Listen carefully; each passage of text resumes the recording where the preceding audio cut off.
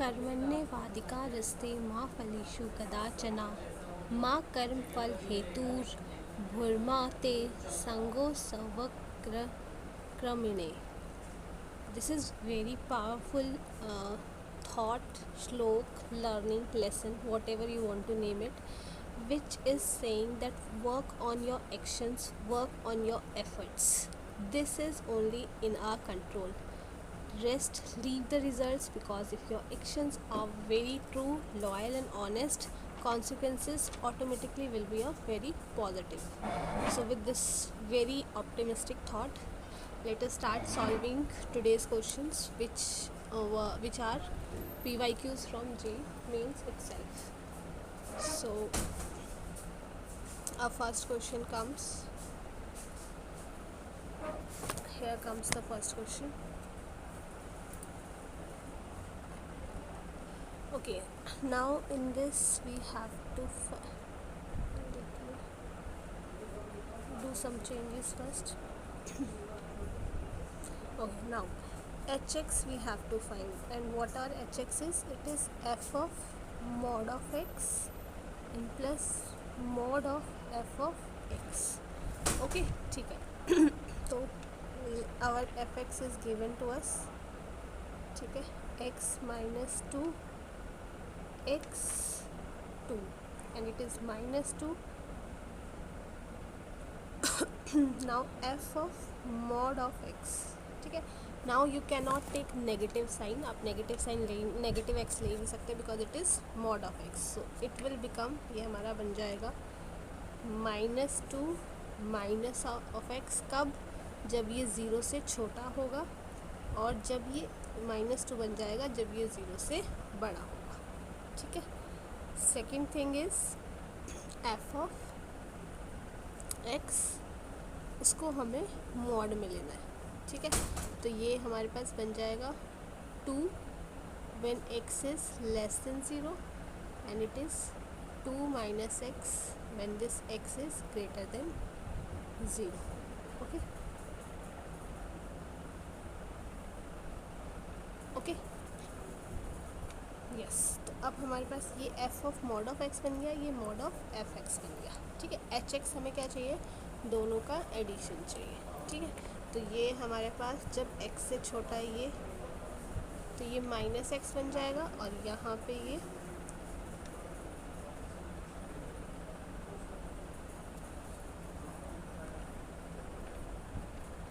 अच्छा एक और ये x माइनस 2 हो जाए, क्योंकि ज़ीरो के रिस्पेक्ट पे बन रहा है ना. ओके, तो ये हमारे पास f of mod of x जो है वो x माइनस 2 हो जाएगा, ठीक है. एंड ये तो ये 0 हो जाएगा, तो हमारा एच एक्स क्या बनेगा वो हम लिख देते हैं. तो हमारा H x is minus x जब हमारा x 0 से छोटा होगा, और ये 0 होगा जब हमारा x 0 से बड़ा होगा, ठीक है. तो दिस इज़ इम्पॉर्टेंट. नाउ इसकी इंटीग्रेशन करनी है हमारे,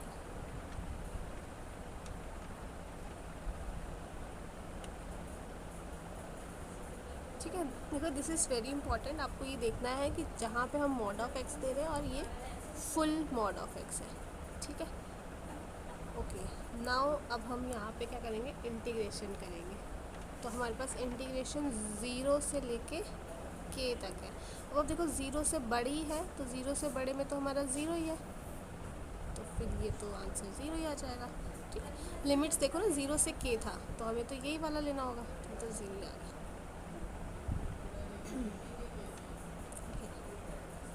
प्रोबेबिलिटी का एक क्वेश्चन फॉर श्योर है कि there will be one question, ठीक है.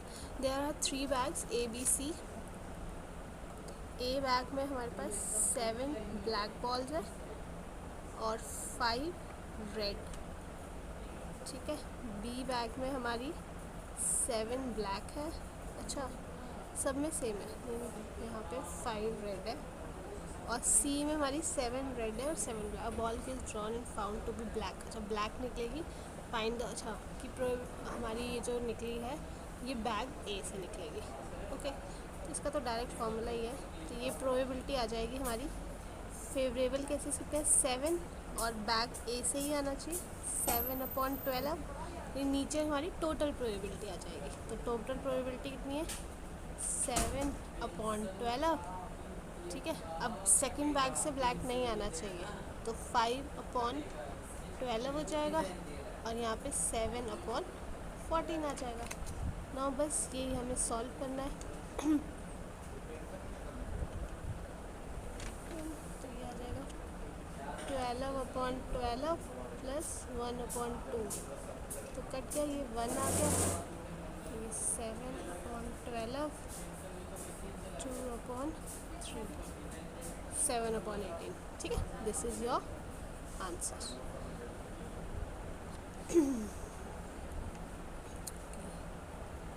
Now next question, we have to find the number of rational numbers. Rational numbers हमें यहाँ पे निकालने हैं। ठीक है, पॉइंट्स पे नहीं हमें निकालना, रैशनल नंबर्स निकालने हैं हमको इसमें।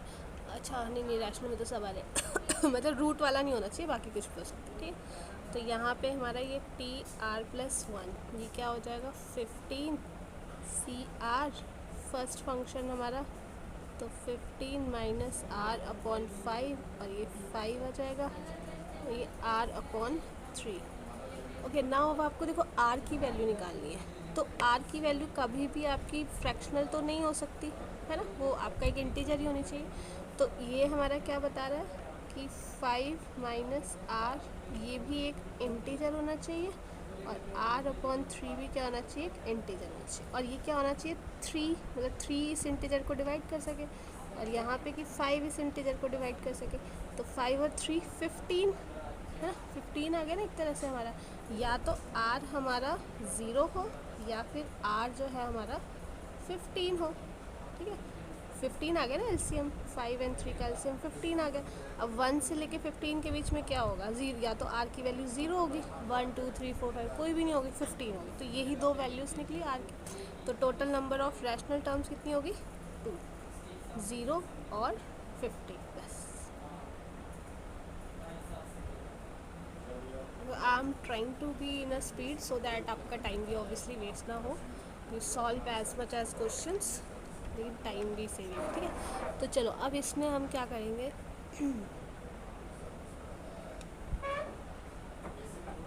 अगर मैं इसमें हम प्रॉपर्टी लगा देते हैं, इसको हम लिख सकते हैं 0π/2 साइन स्क्वायर π/2 -x। ठीक है, और नीचे भी हम यही सब कर दें तो एक तरह से हमारा नीचे तो यही बन जाएगा sin x cos x। ठीक है, तो ये हमारी बन गई 0 to π/4 cos square x upon 1 plus sin x cos of x। ठीक है, तो ये I है। ठीक है, ये भी तो ये मतलब इक्वेशन 1 ले लो, इसको 2 ले लो। ठीक है, तो अब मैं इसको ऐड कर देती हूँ, ये 2i हो गया, sine square plus cos square 1 हो गया, तो 1 अपॉन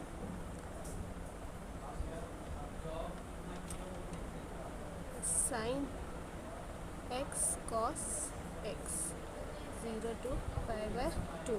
ठीक है, π/2। नाउ अब यहाँ पे क्या करना है, 2 से हम इसको मल्टीप्लाई डिवाइड कर दें। ठीक है, तो इसको 2 से मल्टीप्लाई डिवाइड कर दिया, ये आएगा π/2, ये 2 आ जाएगा और नीचे 2 प्लस ये आ जाएगा 2 cos है साइन है, तो साइन 2a आ गया। ठीक है, ये आ गया एक तरह से।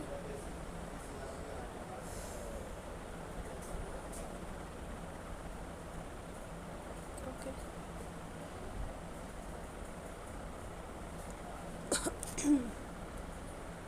अब मैं साइन 2x का यहाँ पे फॉर्मूला लगा देती हूँ।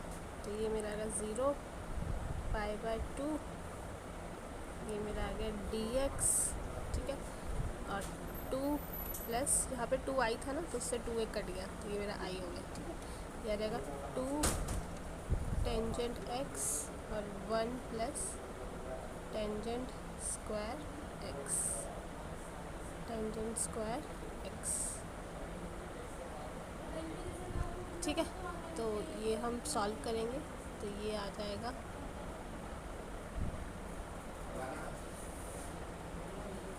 फिर 2i हो जाएगा क्योंकि 2 यहाँ से आ गया ना, ये 0 to π/2 आ जाएगा। ये ऊपर आएगा secant स्क्वायर x दिस, और ये आएगा 10 स्क्वायर x प्लस ठीक है। तो नाउ पुट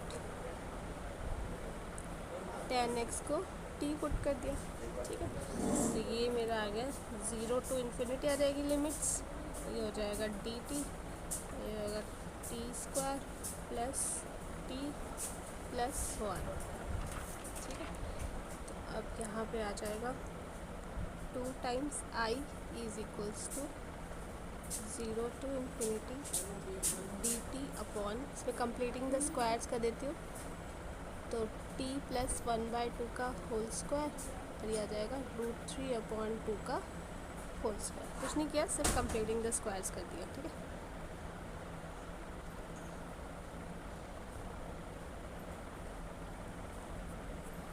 नाउ अब ये आ जाएगा dx upon a plus x square, तो उसका फॉर्मूला क्या आता है 1/a, तो a क्या है इसमें √3/2 है, और ये आ जाएगा 10 इनवर्स x अपॉन a, ठीक है। This upon √3/2 0 to infinity. So applying the limits to i है, ये आ जाएगा इन्फिनिटी, तो π/2 हो गया, 10 इन्फिनिटी और -0 पुट किया, ये कर दिया 1/3 π/6 आ गया, ठीक है।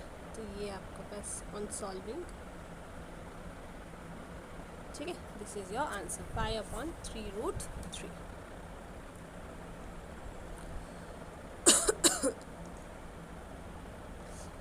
सो टुडेज लास्ट क्वेश्चन, ये क्वाड्रेटिक इक्वेशन से हमारा क्वेश्चन है। तो इसमें देखो a हमारे पास 2 दिया है, b हमारे पास 6 दिया है। ना सम ऑफ रूट्स क्या हो जाएगा 8, एंड प्रोडक्ट ऑफ रूट्स क्या हो जाएगा 12, ठीक है। नाउ अब यहाँ पे अल्फ़ा क्या आ जाएगा, वैल्यूज पुट कर दो,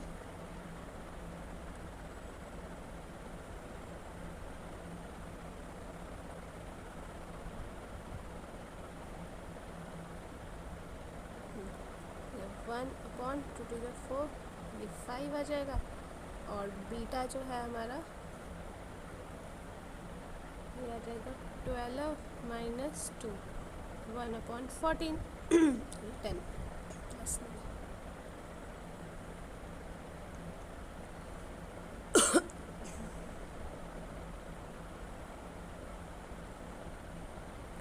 अच्छा सॉरी गड़बड़ हो गई। गड़बड़ ये हो गई कि ये a नहीं है, ये रूट्स थे हमारे, है ना। तो प्रोडक्ट ये हमारा a, सम ऑफ रूट्स ये है ना, तो a हमारा क्या आ जाएगा -b/a, मतलब 8, और b कितना आ जाएगा वो 12 आ जाएगा, ठीक है। तो अल्फ़ा कितना आ जाएगा 1/8 = 16 17 हो जाएगा, और बीटा आ जाएगा 24 -8 16, ठीक है। समझ आ गया। a और b हमारा सम था, a सम था और प्रोडक्ट हमारा b था। तो अब इसका सम कर लो, अल्फ़ा प्लस बीटा, ठीक है। तो ये हमारा आ जाएगा 1/17 plus 1/16,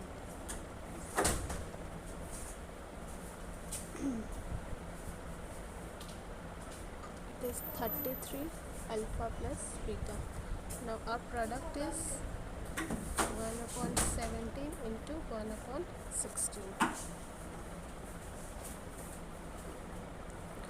Now it will be our minus this, where it is this x square minus 33. Yes, this is our answer.